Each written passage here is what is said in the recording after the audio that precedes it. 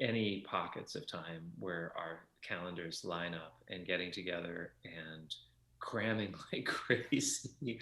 Um, and everything about it has been difficult to the point of being, unrealistic and nearly impossible. And that, I think, has kept our motivations for doing it extremely pure.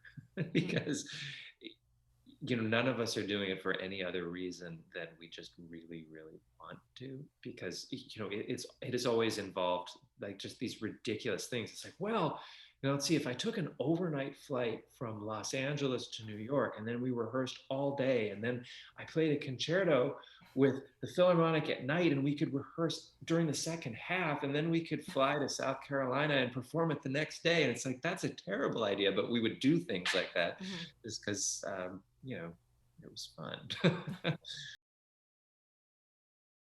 It was a really incredible assortment of just amazing musicians that had been brought in. It was the whole idea of the Brandon University School of Music was really quite remarkable. That starting from the 1960s, this amazing man named Lorne Watson, he started bringing in world class musicians. I mean, people from all over, to create a school of music that was sort of the Canadian equivalent.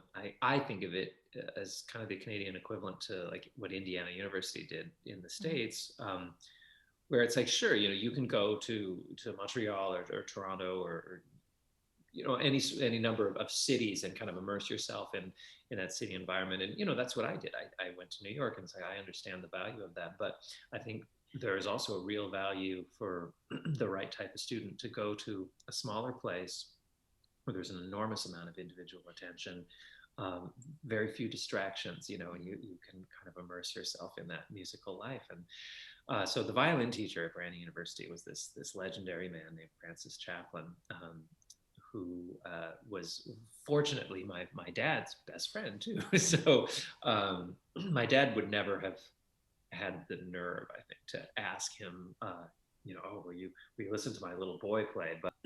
But anyway, so with Francis Chaplin, and there were some of the other members of the music faculty that were like my musical family, and my real family too. I mean, my pianist and piano teacher and kind of coach and overall guru, a man named Donald Henry, and Lawrence Jones, and these people, they took me under their wings, and yeah, it was an extraordinary environment in which to grow up. And there were other kids from my town that went on to extraordinary things as well. Like, I mean, it was not just like, oh, I kind of, people, they're like, oh, you're from Brandon. Well, that's so unlikely. What are the chances of a violinist coming out of Brandon? It's like, well, I mean, two of my best friends there ended up, one plays in the orchestra in Stuttgart, the other is one of the concertmasters of the Metropolitan Opera. It's like this was not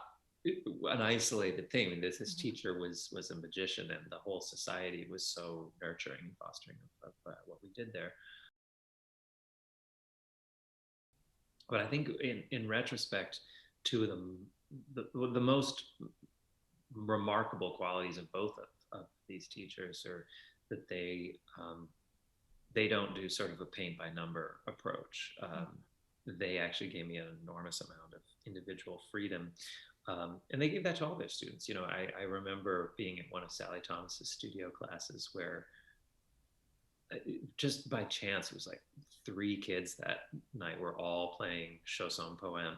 And it was so interesting to me that, in contrast to basically what would have happened at almost any of the other studios at Juilliard, where they would have all been just like cut from the same cloth, like the performances were all so different, different bowings, different fingerings, because they were tailored to each individual student. And Miss Thomas gave her students, I think of her teaching being sort of like, you release a horse on a track, and it's a wide track. There are fences on Mm-hmm. either side, where if things start going a little off, they will go down that path, but they can find their own route. And I think that was a very valuable thing for me, and really for all of our students.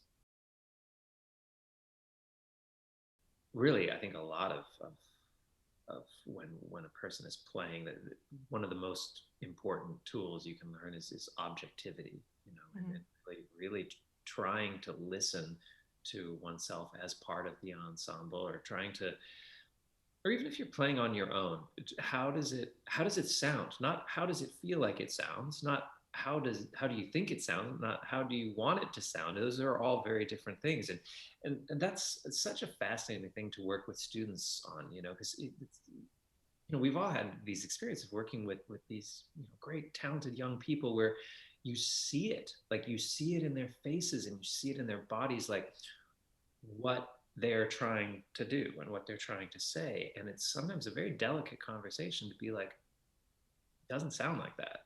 You know, Yeah. you think it does because you feel it so strongly, but what's coming out is not what you're putting into it. And that learning the relationship between what you do and what comes out, I think is one of the that's one of those, maybe the most important step, right, from going from student to professional.